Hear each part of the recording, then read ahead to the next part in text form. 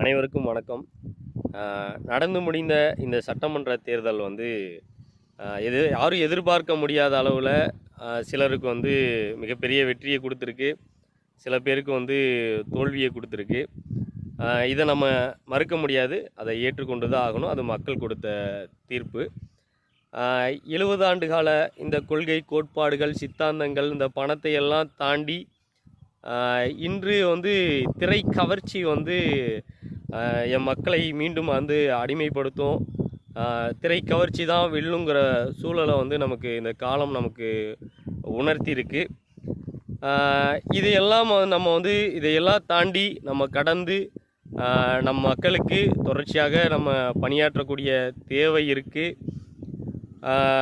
நாம் தமிழர் கட்சி எப்பயுமே உண்மையாக மக்களுக்காக களத்தில் நின்றுருக்கு. வேட்பாளர்களும் உண்மையாக களத்தில் நின்றுருக்காங்க, கடின உழைப்பை செலுத்தியிருக்காங்க. இவர்களோட உழைப்பை வந்து யாராலையும் வந்து குறை சொல்ல முடியாது.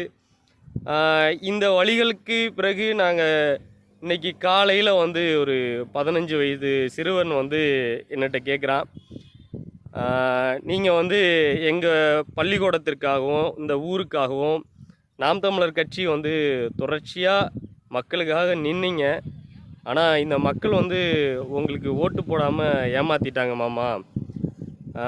எனக்கு ஓட்டு போடுற உரிமை இருந்திருந்தால் கண்டிப்பாக நான் உங்களுக்கு ஓட்டு போட்டிருப்பேன் அப்படின்னு சொல்லும் போதே நமக்கு கண் கலங்குது.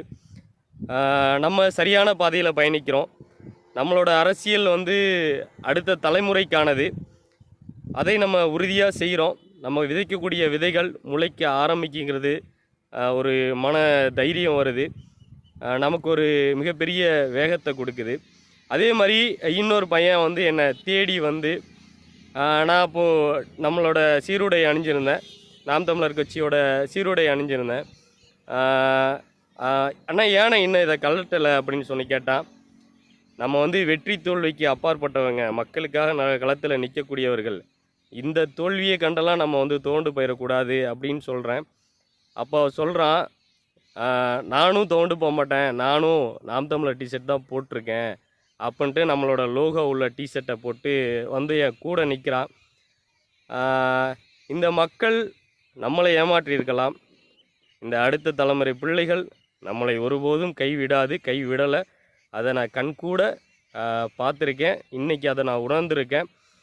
உறுதியாக நாங்கள் அவர்களுக்காவது தொடர்ச்சியாக நாங்கள் களத்தில் நிற்போம், விட்டுட்டு போயிட மாட்டோம். எல்லோரும் சொல்கிறாங்க இது வந்து விசில் புரட்சி அப்படின்னு எல்லோரும் சொல்கிறாங்க. இது விசில் புரட்சி இல்லை, இது திரை கவர்ச்சி.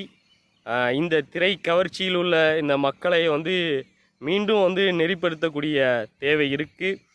அதை நாங்கள் உறுதியாக செய்வோம். இந்த ஆட்சியாளர்கள் சரியான பாதையில் மக்களுக்கு வழிகாட்டி மக்களை நல்லாட்சி செய்தார்களால் வரவேற்போம். இல்லை என்றால் திமுகவை விட கடுமையாக நாங்கள் எதிர்க்கவும் தயாராக இருக்கிறோம். வெற்றி தோல்வி என்பது சாதாரணமான ஒன்றுதான். ஆனால் ஒரு நாள் வெற்றியை காணாமல் நாங்கள் ஓயப்போவதில்லை. நன்றி, வணக்கம்.